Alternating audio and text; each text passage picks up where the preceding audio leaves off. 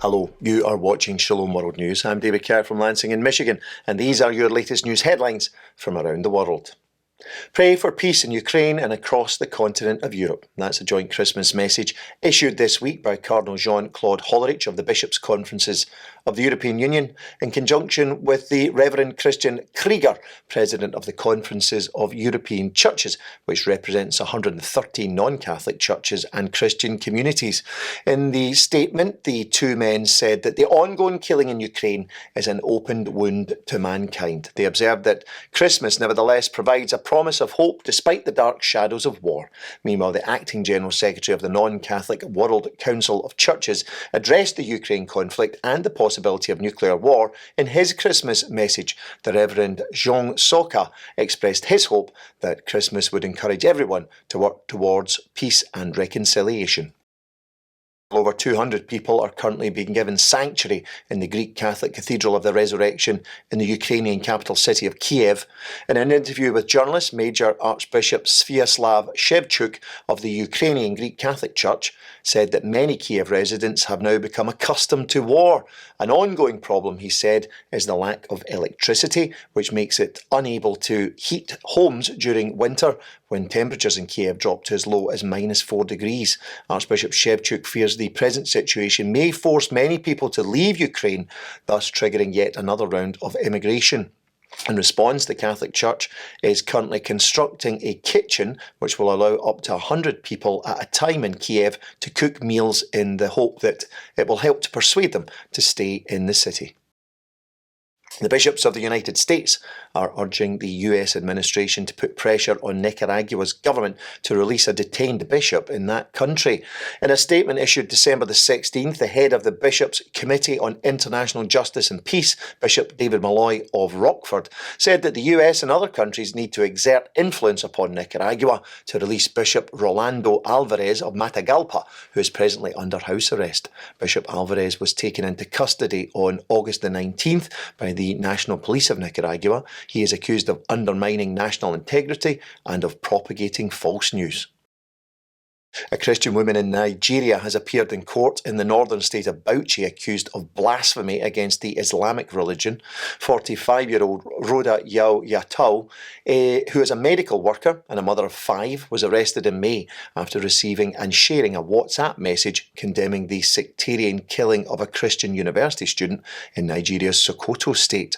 On Monday, Ms. Yatau was officially charged with blasphemy, inciting a mob, and exciting contempt of religious creed.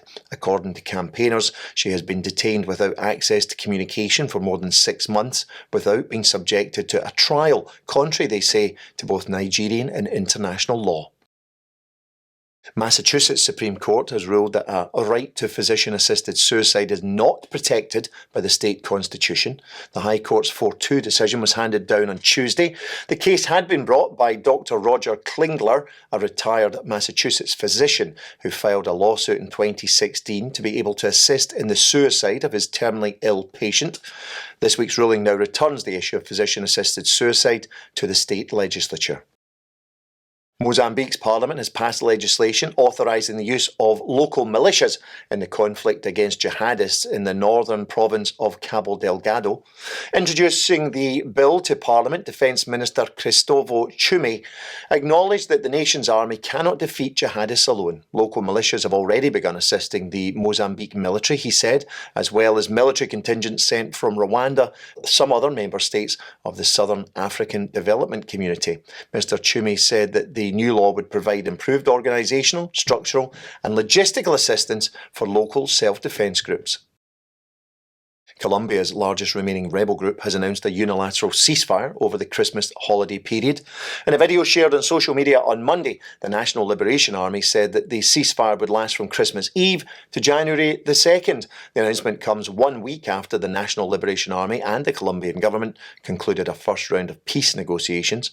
Representatives of the leftist rebel group and the government began peace talks in neighbouring Venezuela last month in an effort to end a decades-long conflict that has so far killed more than 450,000 people. Vandals have attacked a pro-life pregnancy clinic and a board member's house over the weekend in the city of Detroit in Michigan. The executive director of Pregnancy Aid Detroit, Nancy Anter, says the attack constitutes a well-planned effort to scare them. She added, however, that neither she nor her team would be intimidated. Hence, the Pregnancy Care Centre resumed offering its services on Monday.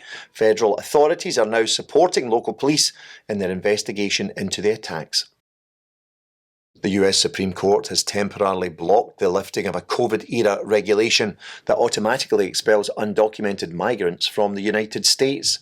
Title 24 was due to expire on the 21st of December, but now Chief Justice John Roberts has temporarily blocked its termination, pending a ruling on an emergency appeal from some Republican-led states who've asked for the policy to remain in place.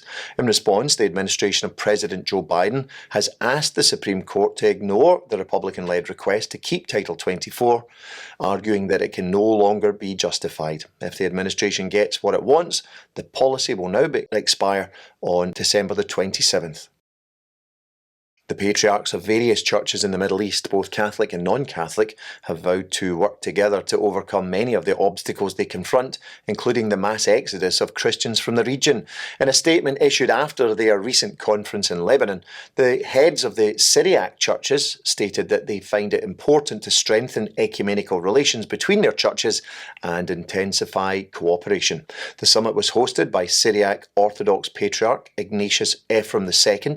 It was attended by Patriarch Ignace Yunan of the Syriac Catholic Church, Patriarch Mar Awa III of the Assyrian Church of the East, and Patriarch Luis Rafael Sacco of the Chaldean Catholic Church. In their concluding remarks, the patriarchs underlined the distinctive value of their Syriac heritage, which had been passed down, they said, from the earliest days of Christianity.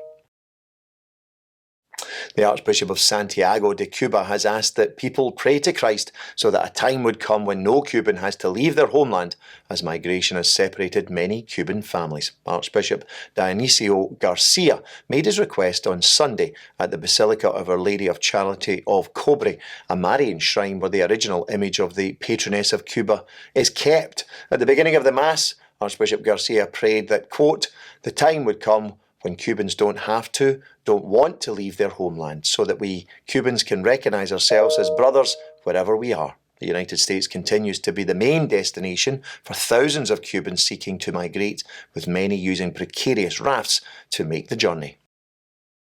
And that's your latest news headlines for now. Do join us for more tomorrow. You can also join us at swnews.org for news updates. Shalom.